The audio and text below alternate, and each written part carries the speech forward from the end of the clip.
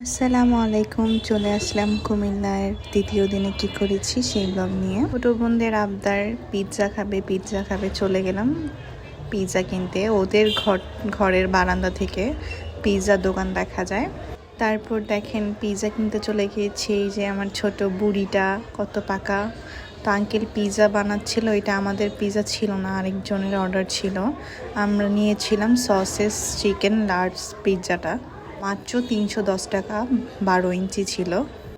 তো তার পিৎজা হচ্ছে মেক করার প্রসেসটা অনেক সুন্দর, একদম পরিষ্কার পরিচ্ছন্নভাবে। এই যে আমাদের পিৎজা হয়ে গেছে, এখন এটা কাটবে, কেটে আমাদের পার্সেল করে দিবে। মেঘনা মুক্তিনগর বাজারেই তার দোকান। সবাই যারা মেঘনার আছে তারা চিনবে অবশ্যই মুক্তিনগর বাজারের। আর আরেকটা নাম হচ্ছে মানিকার চর। পিৎজা হয়ে গেছে, পার্সেল দিয়ে দিচ্ছে আমাদের, আমরা এখন নিয়ে চলে যাব। এই পিৎজা আজকে নিয়েছি এই যে এই ছাপ্পিগুলোর জন্য, মানে আমাকে এই ছাপ্পিগুলো পিৎজা খাবে এই জন্য পিৎজা নেওয়া হয়েছে। বোন চেতে গেছে আমার যে আমি ওরে কেন ছাপ্পি বলছি।